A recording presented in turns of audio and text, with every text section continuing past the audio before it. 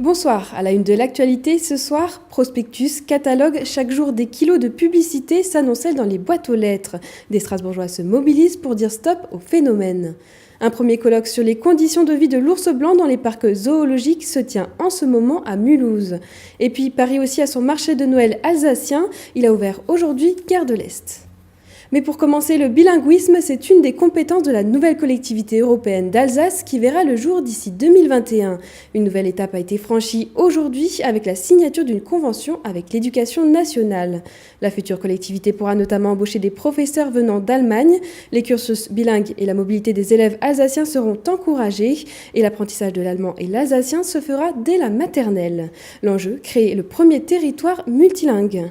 La rectrice de l'Académie de Strasbourg, Sophie Béjean, et la présidente du conseil départemental du Haut-Rhin, Brigitte Klinkert, nous en disent plus au micro de Cécile Motz. C'est à la fois un objectif de développement de la langue du territoire, de la langue régionale, de la place du dialecte, de son articulation avec l'allemand standard, et puis en même temps fournir à tous les jeunes la possibilité d'avoir cette compétence linguistique. C'est vrai avec des objectifs dans le premier degré, en primaire, à l'école élémentaire, où on veut renforcer, développer le bilinguisme. C'est vrai aussi dans le second degré, avec des recrutements de professeurs. Tout cela se fera dans une SP dédiée, l'SP de Colmar. Et parallèlement, nous voulons développer l'allemand dans la voie professionnelle, parce que l'allemand, c'est aussi un accès facilité à l'emploi. L'autre objectif, c'est que d'ici 2022, on ait 100 enseignants d'allemand en plus en Alsace. Dans les compétences qui vont être données à cette nouvelle collectivité, il y aura moyen, en complément de ce que fait l'éducation nationale, de recruter des enseignants d'allemand et de proposer des heures dédiées à l'allemand, en plus de ce qui se fait aujourd'hui dans nos écoles et dans les périscolaires avec l'aide des communes. Comment accueillir correctement les ours polaires dans les parcs zoologiques ? C'est l'objet d'un colloque organisé aujourd'hui et demain au parc zoologique et botanique de Mulhouse. Et c'est une première en France.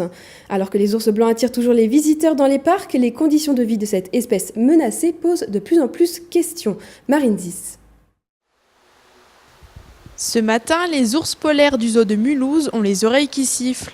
À quelques mètres de leur enclos, en salle de séminaire, on ne parle que d'eux, mais sans en dire du mal évidemment.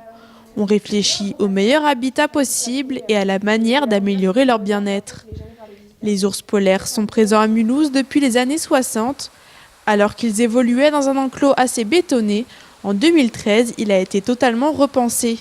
Il est désormais plus naturel et davantage adapté à l'animal.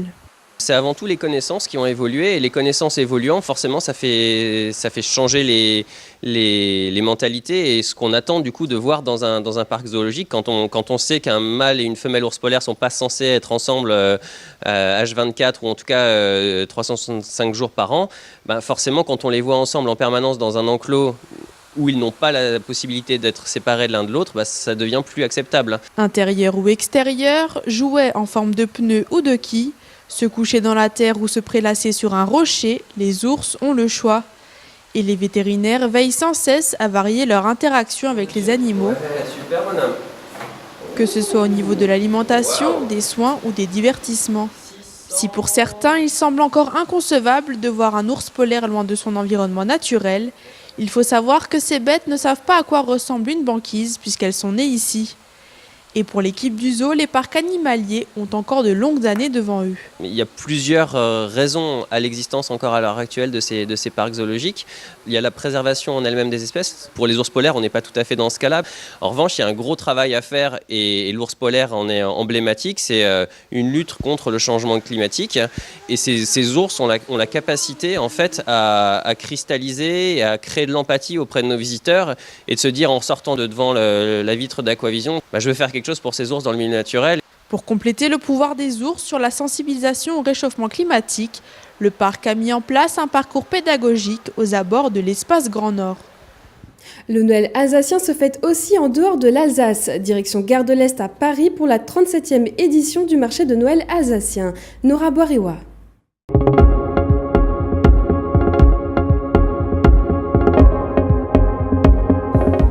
Bride-le, manne-le, décoration de Noël, tous les fondamentaux du marché de Noël alsacien sont là, sauf le vin chaud et le décor. Nous sommes ici sur le parvis de la gare de l'Est à Paris et en ce premier jour, les allées étaient déjà bien remplies de nombreux curieux. J'aime beaucoup cette ambiance et ça me donne envie d'aller visiter l'Alsace. Choucroute, les choucroutes de rave, voilà. Et je suis attirée aussi par les pains d'épices. J'y viens chaque année tout simplement. Et comme j'ai des amis commerçants, je viens les saluer tout simplement. J'aime bien venir me fournir en charcuterie, fromage et autres victuailles d'Alsace. Une quinzaine d'artisans proposent leur tradition gourmande. Certains exposants sont présents depuis plusieurs années. Pour la brasserie Saint-Louis, c'est une première. La bière étant un acteur principal pour accompagner la choucroute. Voilà la raison de notre présence ici. Je pense que chaque marché est sympathique, mais celui-ci particulièrement, donc il y a une bonne ambiance, on est bien reçus par les Parisiens. Ça fait 30 ans qu'on tient à venir et on a aussi la chance d'avoir nos clients qui viennent nous voir en Alsace. Ici, c'est un juste retour, on est franchement attendus. Le marché alsacien de la gare de l'Est est le plus ancien marché de Noël alsacien hors de sa région. Cette année, c'est déjà sa 37e édition. C'est comme une performance, sachant qu'il y a eu de gros travaux pour l'arrivée du TGV. Il faut savoir qu'il y avait d'autres régions qui animaient la gare de l'Est. Il n'y avait pas que nous, tout le monde a abandonné, sauf l'Alsace. L'Alsace fête ici Noël encore jusqu'au 21 décembre. En fonction des jours, entre 2000 et 3000 personnes sont attendues. RGDS, partenaire des Alsaciens qui s'engagent. Et on finit avec notre long format du jour. 30 kilos de publicité sont déposés chaque année par boîte aux lettres, autant de kilos en trop pour certains Strasbourgeois. Récemment, 3 associations ont créé une page Facebook pour dénoncer les dépôts sauvages de brochures et le non-respect des stop pubs affichés sur les boîtes aux lettres. Entre rassemblements et dépôts de plaintes contre des enseignes, elles luttent contre l'invasion publicitaire. Un reportage de Adrien Laby.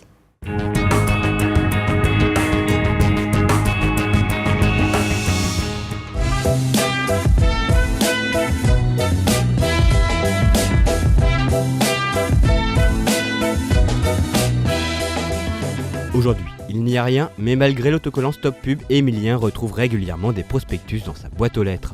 Agences immobilières, restaurateurs, catalogues de la grande distribution, ces publicités ont le ton d'agacer le jeune homme. Le fait déjà de mettre l'autocollant, c'est déjà une volonté de ne pas être emmerdé par des gens, des diffuseurs de publicité, et que ces gens-là ne te respectent pas en mettant leurs annonces, non, c'est même gênant. C'est gênant, c'est même, je dirais même, bon, je vais pas non plus aller jusqu'à violence en vie privée, mais c'est gênant. Depuis quelques mois, à chaque abus, il prend des photos qu'il poste sur la page Facebook Balance ta pub Strasbourg. Ici, des centaines de photographies que partagent 700 Strasbourgeois excédés par les pratiques des distributeurs, non-respect des autocollants Stop Pub, dépôts sauvages, parfois même sur les pas de porte en pleine rue, les griefs sont nombreux. Derrière cette page, l'équipe de Zéro Déchet Strasbourg. Alors justement, j'ai 26 boîtes aux lettres, dont 8 avec Stop Pub. Donc normalement, on devrait y avoir 16 pubs, et il y en a 31. Parce qu'en plus, ils les posent dans l'entrée. Ils les posent dans l'entrée, mais l'entrée est dans la rue, quoi. C'est même pas... c'est en dehors de l'immeuble, en fait. La moisson de la matinée a été bonne. Ici, 2,5 kg de papier pour un seul immeuble. Si le collectif se mobilise, c'est avant tout pour des raisons environnementales. Un quart de la production française de papier est destiné à la publicité, soit plus d'1 million de tonnes. Sur une année, cela représente environ 30 kg par boîte aux lettres. Au-delà de l'engagement écologique, Zéro Déchet souhaite que la loi soit respectée. Si les dépôts sauvages sont interdits, ne pas respecter les autocollants Stop Pub est aussi répréhensible. C'est sur ces bases que l'association a déposé plainte cet été, une première en France. Cette plainte, on l'a déposée de manière conjointe avec Résistance à l'agression publicitaire et Zero Waste France. On a fait appel à un juriste et à un avocat pour vraiment qu'elle soit vraiment béton. Et donc on a porté plainte contre Intermarché et Pizza Hut parce que c'était les enseignes qui, entre guillemets, se sentaient le plus en impunité sur Strasbourg par rapport au non-respect des stop pubs. 10, 11, 12, 13, 14, 15, 16... Avant le dépôt de plainte, le collectif a mené plusieurs mois d'enquête en s'appuyant sur les témoignages de la page Balance ta pub. Contactées préalablement par l'association, les entreprises mises en cause n'ont pas toujours pris très au sérieux cette démarche. La plainte suit aujourd'hui son cours en justice. Chez Zéro Déchet Strasbourg, on se félicite déjà des premiers effets produits par la médiatisation de leur démarche. Dès lors qu'on a déposé cette plainte et qu'elle a été médiatisée, parce qu'elle a été fortement médiatisée même au niveau national, c'est une première en France, il faut savoir, le comportement des enseignes a changé. Déjà, Intermarché a dit qu'ils allaient prendre les dispositions nécessaires pour que ça ne se reproduise pas. Et Pizza Hut a changé, on va dire, de vocable par rapport au non-respect des stop pubs. Donc déjà, ça, c'est une première victoire. On espère évidemment qu'une enquête sera ouverte. En tout cas, on a tout fait pour. Et on espère, si le cas échéant, ils ouvrent une enquête, que les enseignes soient condamnées. Un bilan déjà très positif pour l'association. Si cette dernière a souhaité cibler les donneurs d'ordre plutôt que les distributeurs, c'est que ces entreprises connues du grand public ont plus à perdre en termes d'image de marque. C'est un milieu très particulier, le milieu de la distribution. Il y a des grands distributeurs avec des employés qui ont des conditions sociales parfois un peu difficiles. On leur demande de faire des tournées quasiment impossibles à tenir. Et c'est pour ça que nous, on préfère passer par les enseignes pour que le client qui fait appel à ces distributeurs-là tape du poing sur la table et dise « Nous, on veut que vous respectiez la loi, on veut que vous fassiez en sorte qu'il n'y ait pas de dépôt sauvage et ni de non-respect de stop pub ».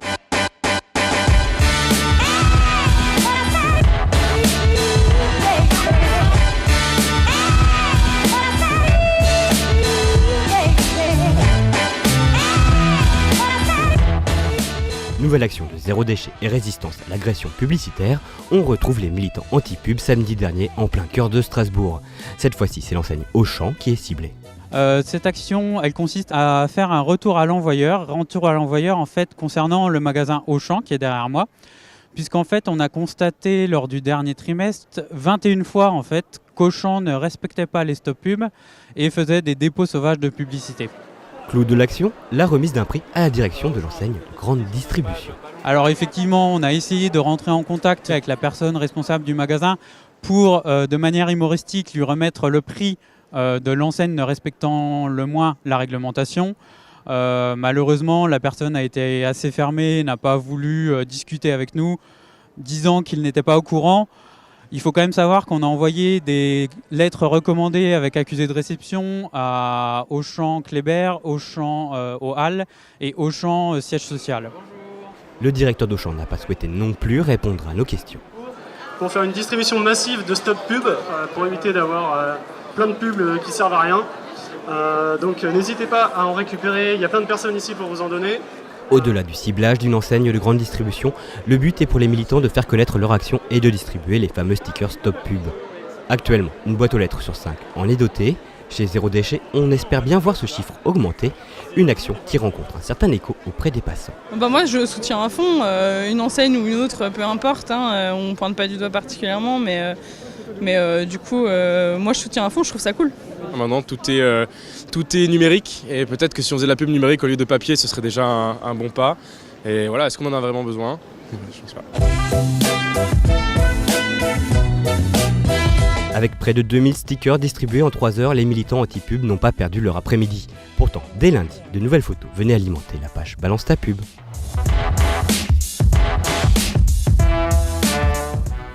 Et tout de suite, l'image du jour d'Olivier Anne.